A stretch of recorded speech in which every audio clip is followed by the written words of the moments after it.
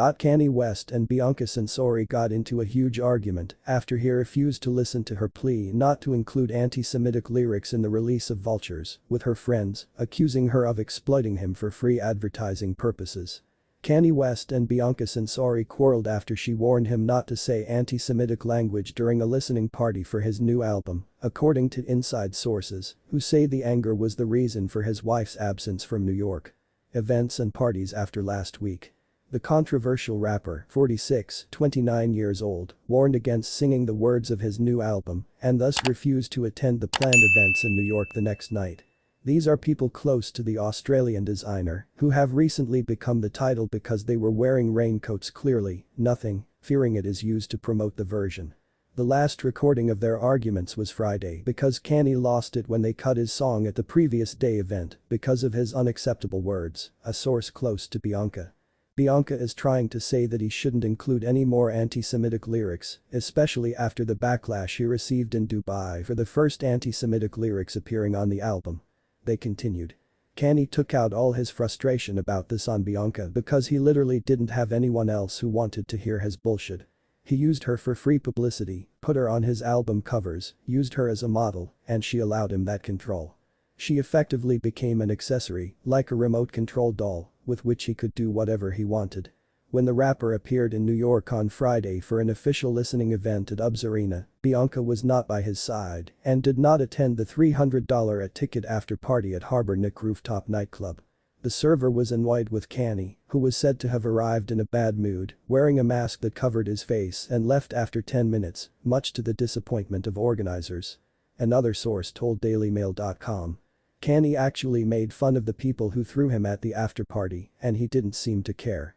He was a few hours late and Bianca wasn't there. He is in a bad mood and wears a mask all the time. Kanye stayed for 10 minutes and then left without thanking anyone who helped organize the event. The place was full of fans who had come to see him and were playing his new album. The venue is owned by Dream Hospitality Group founder George Karafias, who has thrown parties for everyone from Rihanna to A$AP Rocky. The organizers put a lot of effort into this to make it a huge party for Kanye and his team, but he completely made fun of them, the source added. Kanye announced Vulture's New York event earlier this month, sharing a post titled Vulture's UBS Arena New York 020924. The announcement comes 2 months after the official single, Vulture, was released at a listening party in Dubai. The video shows him singing offensive lyrics. "How can I be an anti-Semite? He just had sex with a Jewish prostitute." These words caused a backlash and were even condemned by the American Jewish Committee and others. In December, Bianca reportedly pressured her husband to apologize to the Jewish community because she was tired of babysitting him and feared his behavior would put them in danger. A source told DailyMail.com at the time. "I told him his recent behavior was unacceptable and he needed to apologize for putting them in danger and setting a bad example for my children.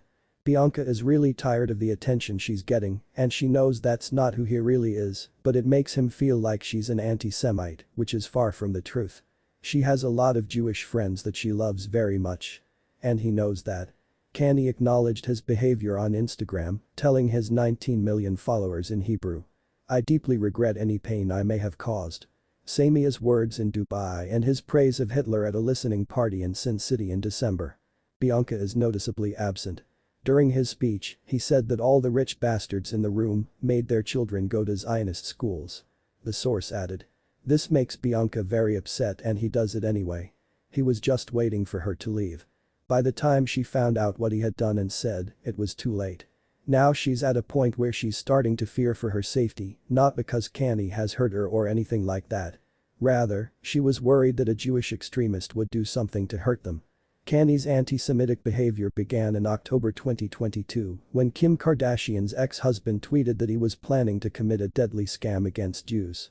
Immediately after the tweet, the Praise God rapper told Piers Morgan that he only intended to target specific Jews who he believed were taking advantage